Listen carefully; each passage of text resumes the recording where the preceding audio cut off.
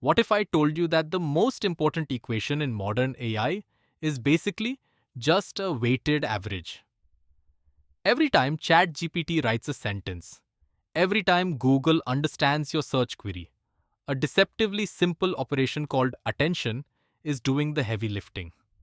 In 2017, a paper titled Attention is All You Need introduced the transformer. And within 5 years, it had conquered natural language processing, computer vision, protein folding, and even music generation. Today, you are going to understand exactly why this architecture is so powerful. And more importantly, you are going to see how information actually flows through it. No hand waving, no skipped steps. Before transformers, we processed sequences with recurrent neural networks, LSTMs, and GRUs. The problem? They read one word at a time, left to right. If you wanted to understand how bank relates to river in a long sentence, that information had to survive dozens of sequential steps. Gradients vanished, training was slow, and parallelization was impossible. The transformer threw out recurrence entirely and asked a radical question. What if every word could directly attend to every other word, all at once? Here is the complete transformer architecture. On the left, the encoder. It reads your input and builds rich representations. On the right, the decoder. It generates output one token at a time while looking at both the encoded input and what it has already produced. The original paper stacked 6 encoder layers and 6 decoder layers. But the magic lies in those rectangular blocks. The attention mechanisms and feed-forward networks we are about to dissect. Everything begins with embeddings. Each word in your input gets converted to a dense vector, typically 512 dimensions in the original transformer. These are not random numbers. The embedding layer is learned during training, positioning similar words close together in this high-dimensional space. Think of it as translating words from human language into a format neural networks can manipulate. A secret coordinate system where relationships are distances. Here is a critical issue. Attention looks at all words simultaneously, which means it has no concept of order. The sentences dog bites man and man bites dog would produce identical attention patterns. Disastrous for understanding meaning. We need to inject positional information somehow. The transformer's solution is elegant. Add a unique positional encoding to each embedding before processing begins. The model then learns to use these positional signals to understand sequence structure. The original paper used sinusoidal positional encodings, alternating sine and cosine waves at different frequencies for each dimension. Position 0 gets one unique pattern, position 1 gets a slightly shifted pattern, and so on. Why sinusoids? Because the model can learn to compute relative positions through linear combinations.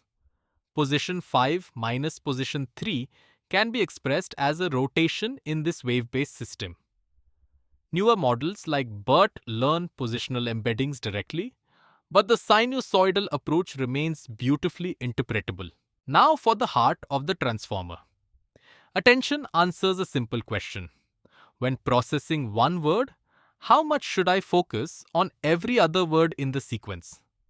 Imagine reading, "The cat sat on the mat because it was tired." When you process it, you need to figure out what it refers to. Attention computes a relevance score between it and every other word, finds that cat scores highest, and pulls information from that position. This happens for every word simultaneously. Attention uses 3 vectors for each word: the query, the key, and the value. Here is the intuition. The query is what you are looking for, like a search question. The key is an index entry. It says, "Here is what I contain." The value is the actual content you retrieve, When processing it, we use its query to compute similarity scores against every word's key. High query key similarity means this word is relevant. We then retrieve a weighted combination of all the values, weighted by those similarity scores. In practice, we compute Q, K, and V through simple linear transformations. Take our 512 dimensional embedding and multiply by 3 different weight matrices. WQ gives us the query, WK gives us the key, WV gives us the value. These weight matrices are learned during training. The model discovers what kinds of queries to ask and what information to store in keys and values. The dimensions are typically 64 for each in multi-head attention, but we will get to that. Here is the complete attention formula. Attention equals softmax of Q times K transpose divided by root dk, all multiplied by V. Let me decode each part. Q times K transpose computes similarity scores between every query and every key. Dividing by root dk prevents these scores from getting too large, which would make softmax outputs too sharp. The softmax converts raw scores into probabilities that sum to 1. Finally, we multiply by V to get weighted combinations of values. That is the entire mechanism. When we compute Q times K transpose for an entire sequence, we get an attention matrix. Every row represents one word asking a question. Every column represents one word being considered as an answer. The cell at row I, column J, shows how much word I should attend to word J.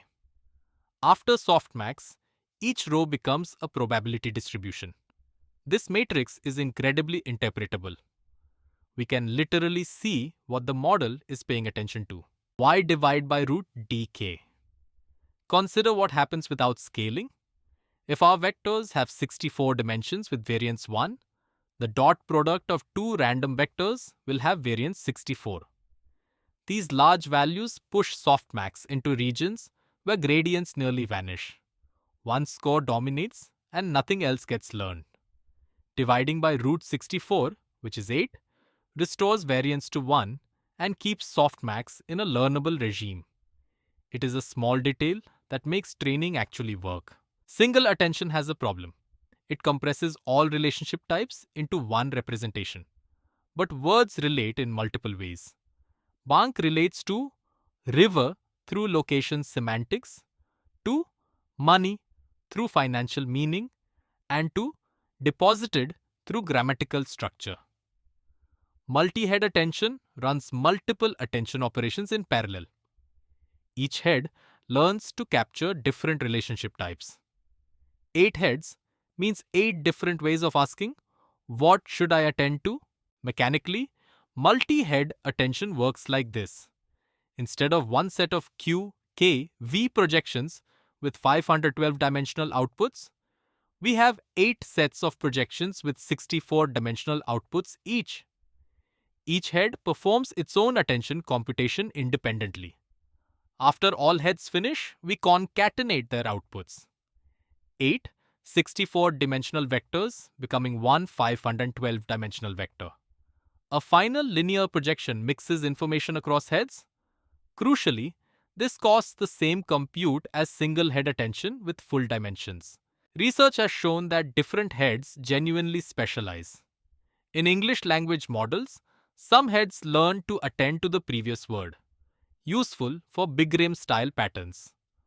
Others attend to sentence beginnings or to words that share syntactic roles. Some heads in deeper layers specialize in coreference, linking pronouns to their reference. This emergent specialization happens through training alone. We never explicitly program heads to focus on syntax versus semantics. After multi-head attention, we add the original input back. This is the residual connection. Then we apply layer normalization. Residual connections allow gradients to flow directly through the network, preventing vanishing gradients in deep stacks. Layer normalization stabilizes training by ensuring each layer's outputs have consistent mean and variance. The pattern repeats. Sublayer output. Add residual. Normalize.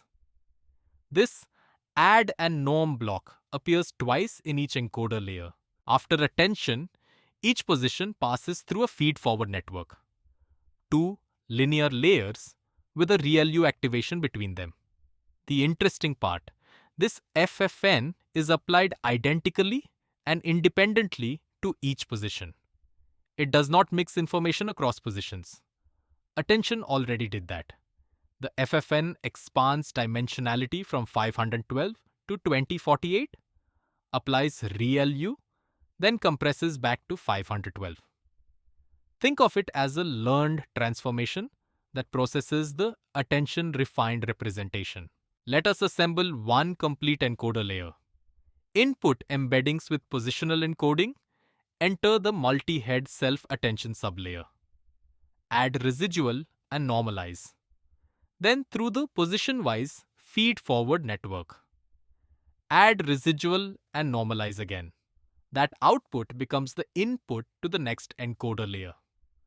After stacking 6 such layers, the encoder has thoroughly mixed information and built contextualized representations, where each position understands its relationship to the entire sequence. The decoder has a crucial modification: masked self-attention. When generating output, position, I should only attend to positions before it. We cannot look into the future when generating sequentially. The mask sets attention scores to negative infinity for future positions, which softmax converts to 0 probability. During training, we can still process all positions in parallel. We just mask appropriately. This auto-regressive constraint ensures the decoder learns to generate one token at a time. The decoder's second attention layer is cross-attention. And this is where encoder meets decoder. The queries come from the decoder's previous sublayer, but the keys and values come from the encoder's final output. This allows every decoder position to attend to all encoder positions. When translating "I love you" to French, as the decoder generates G, its cross-attention can look at all of I, love, and you to decide what to produce. This is the crucial bridge between understanding and generation. After the final decoder layer, how do we get actual words? A linear layer projects the 512-dimensional decoder output to vocabulary size. 50,000 or more dimensions, one per possible token. Softmax converts this to probabilities over the vocabulary. During training, we compute cross-entropy loss against the correct next token.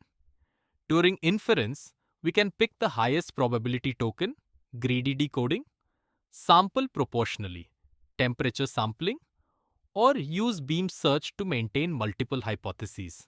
Why did this architecture take over AI? First, parallelization. Every attention computation happens simultaneously. Training scales beautifully across GPUs. Second, long-range dependencies. Any two positions are just one attention hop apart, unlike RNNs where distance creates decay. Third, flexibility. The same architecture handles text, images, audio, code, proteins. Fourth, scaling laws. Transformers systematically improve with more data and parameters, a property that turned out to be remarkably consistent. This is why we are in the transformer era. Let us lock in what you learned today. First, the attention mechanism computes relevance scores between all positions using queries, keys, and values. It is fundamentally a learned information retrieval system. Second, multi-head attention runs parallel attention operations that specialize in different relationship types: syntax, semantics, position, and more. Third, the encoder builds contextualized representations through self-attention, while the decoder uses masked self-attention plus cross-attention to generate outputs one token at a time. You now understand the architecture behind GPT, BERT, and virtually every major language model. Next up, watch our video on how BERT and GPT adapt this architecture for different tasks. Encoders versus decoders. Masked language modeling versus next token prediction. If this explanation finally made attention, click for you, subscribe, and hit the bell so you do not miss future visual deep dives. Drop a comment. What part of deep learning should I visualize next?